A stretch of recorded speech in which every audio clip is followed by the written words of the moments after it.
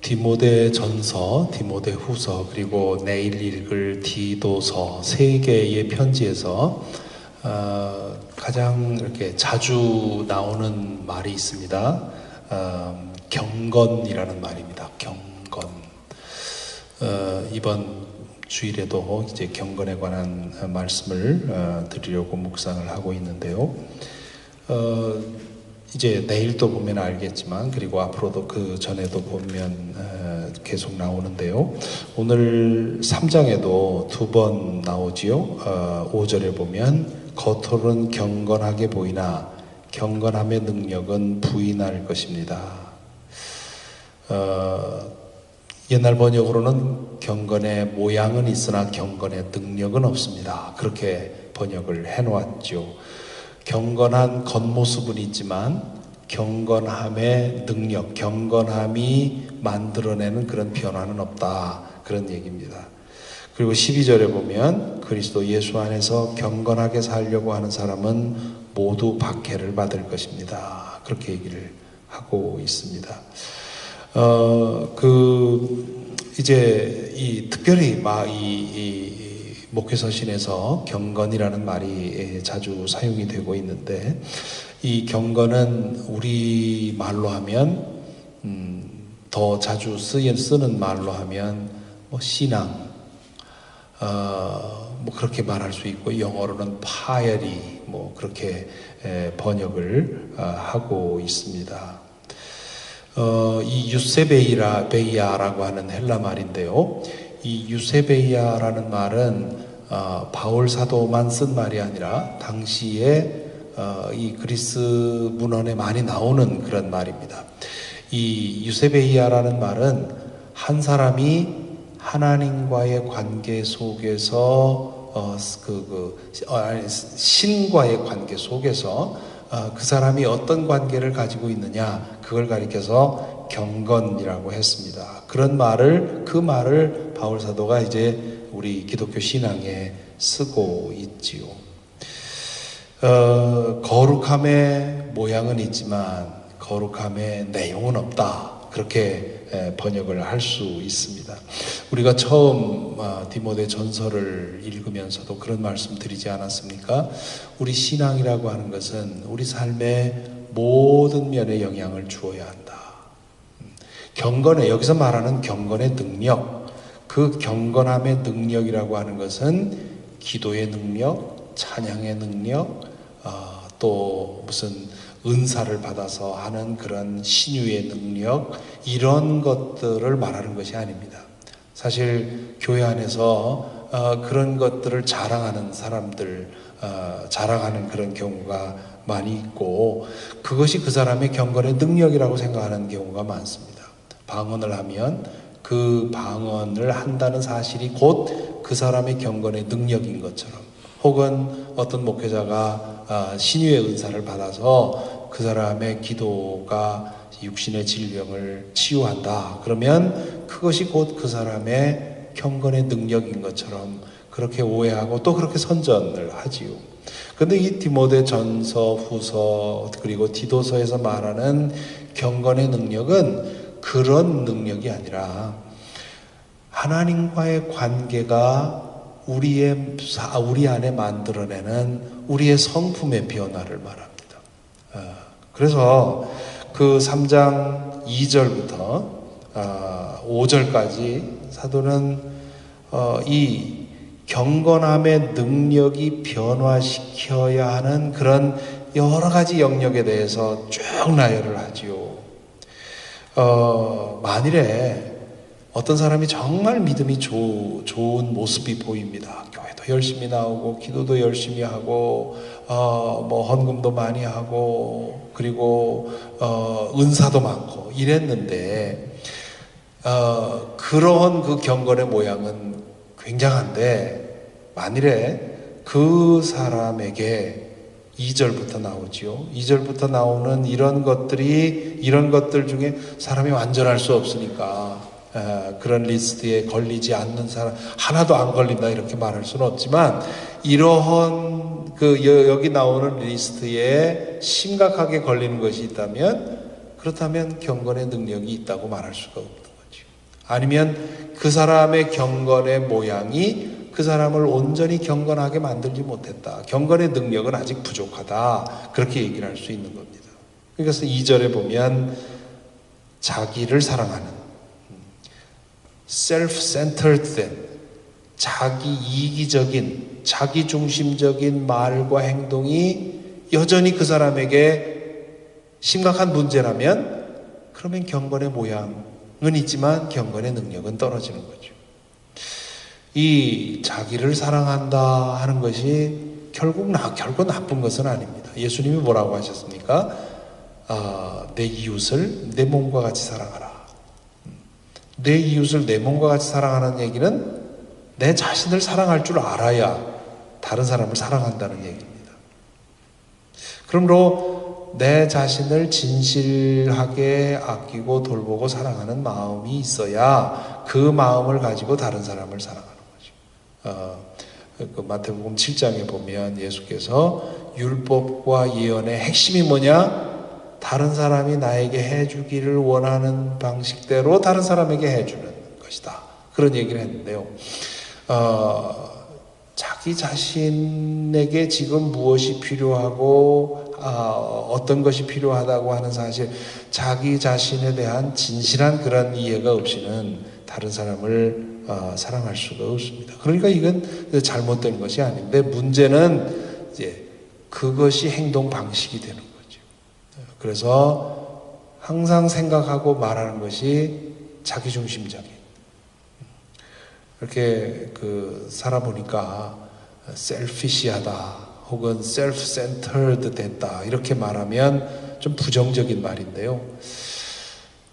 이렇게 겪어보니까 정말 훌륭한 사람인데 정말 모든 면에서 훌륭한데 그저 어릴 때부터 그렇게 자라왔기 때문에 자기밖에 생각하지 못하는 그런 훌륭한 분들도 많이 있는 걸 보았습니다. 그러니까 자기 중심적이라는 게 결코 나쁜 것이 아니라 그 사람의 upbringing, 그 사람이 자라오면서 예를 들면 외아들로 모든 사람이 그 사람을 치송하면서 자랐으면 어느 사이에 자기도 모르게 그냥 자기가 세상의 중심인 것처럼 말하고 행동하는 거죠.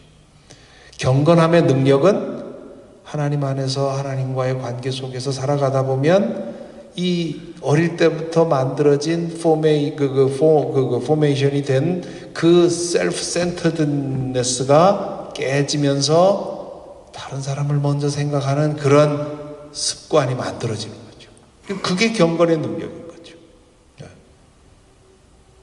또 뭐라고 합니까? 돈을 사랑하며, 돈을 사랑하는 거 어제도 말씀을 드렸지만 돈 자체가 목적이 되는 것, 뽐내며 자기를 자랑하고 어떻게든 사람들에게 임프레션을 주려고 하는 거, 교만하며 하나님을 모독하며 부모에게 순종하지 않는 것도 경건함의 능력이 없는 거다 말이죠.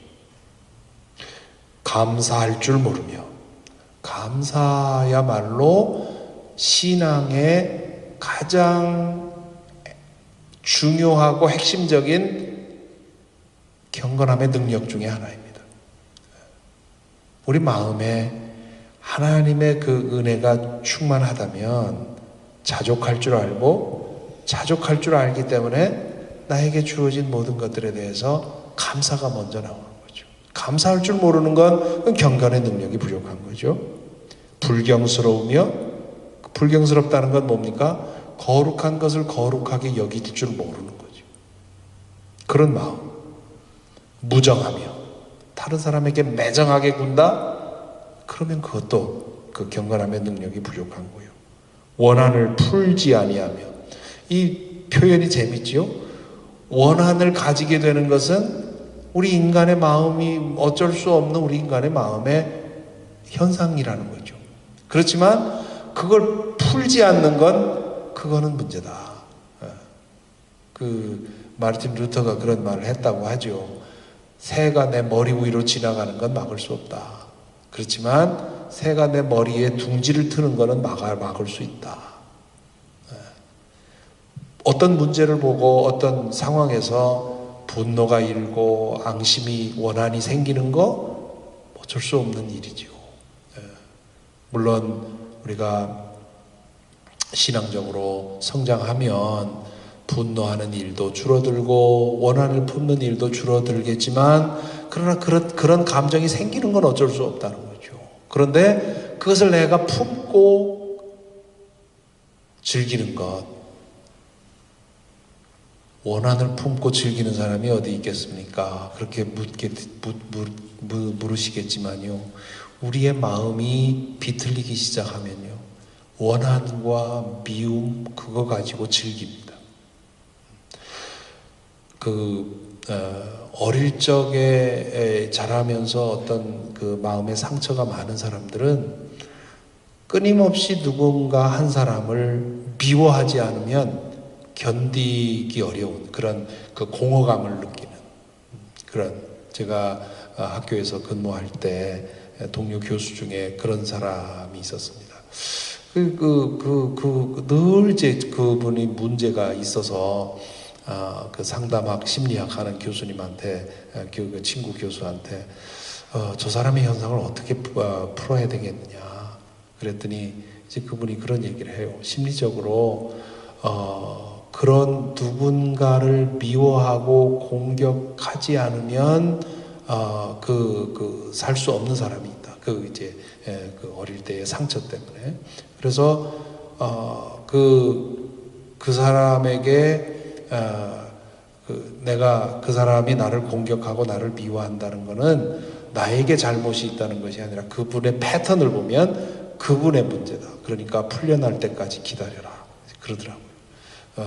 그러면 또 다른 사람, 그 문제가 해결이 되면 또 다른 사람에게 간다는 거죠.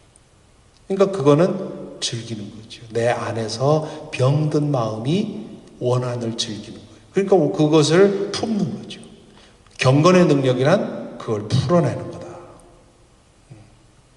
비방하며 절제가 없으며 난폭하며 선을 좋아하지 아니하며 배신하며 무모하며 자만하며 하나님보다 쾌락을 더 사랑하며 이런 증상들이 우리 속에 경건의 능력이 커갈 때 이런 증상들이 치료가 되는 거죠. 그러니까 경건의 능력이라고 하는 것은 우리 목회서신에서 말하는 경건의 능력이라고 하는 건 바로 그런 것입니다. 하나님과의 관계 속에서 우리의 타락한 본성이 치유되면서 내 삶의 모든 면에 그 변화가 일어나는 것. 말하는 것, 사람 대하는 것, 하루하루 살아가면서 내 마음이 움직이는 이 모든 것들이 변화되는 것, 그것이 경건의 능력입니다. 이 경건의 능력을 쌓기 위해서 우리가 경건의 모양을 배우는 거죠.